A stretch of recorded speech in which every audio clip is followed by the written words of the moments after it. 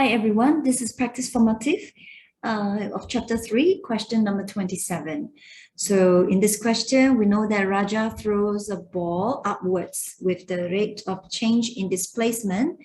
This one is given, whereby S is the displacement in meter of the ball from the initial point, and T is the time in seconds. So we throw the ball upwards. Okay, so at this point, the one that goes through is the displacement, and the T is the time in second. The moment the ball is thrown upwards. Okay, so at this point, when S equals to 0, T equals to 0. All right, we have to find the maximum height achieved by the ball. Okay, we can apply the concept of differentiation. When we want to find the maximum height, that is the S, okay? Therefore, S maximum when ds by dt equals to 0. The second application of differentiation. When we want to find the extreme point, the differentiation of the variable will always be 0.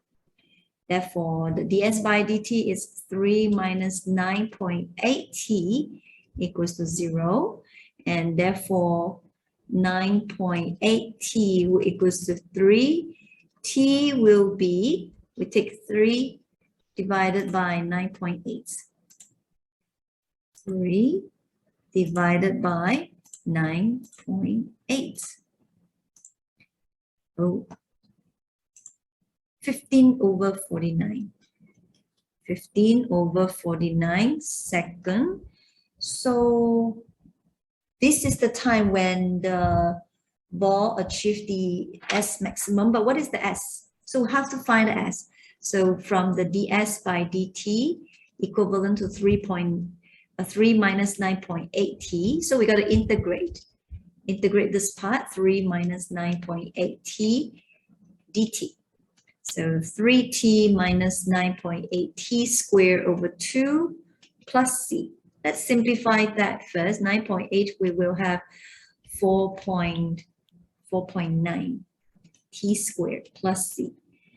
Okay, so over here, right from the start, we know that when t is 0, because t is the time, the moment the ball is thrown upwards. So the displacement is from the initial point. So when s equals to 0, t equals to 0. So let's just use that. When t equals to 0, s equals to 0, therefore c is also equals to 0.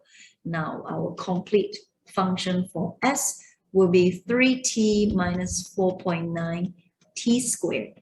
So now we have to find the s maximum. That is when, okay, s maximum when t equals to 15 over 49 second. Therefore, s equals to 3 times 15 over 49 minus 4.9 times 15 over 49 squared. Okay, let's use the calculator. I will take 3t, so alpha 3x minus 4.9 x squared. Okay, so the t value is 15 over 49. Okay, so we have 0.4592. 0.4592. So this is in terms of meter. So we found the answer for A. Okay, it's either we leave this as our answer, or let's try to press the fraction button, see whether we can get it in terms of fraction. Yeah, I think we leave our answer in fraction is better. 45 over 98. So 45 over 98. It's more on the exact value. 45 over 98 meter. That's it for part A. And next, we have to find the time taken for the ball to return to its initial point.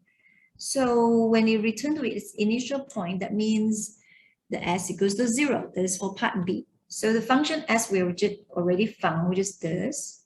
Let's use this. So 3t minus 4.9t squared equals to 0.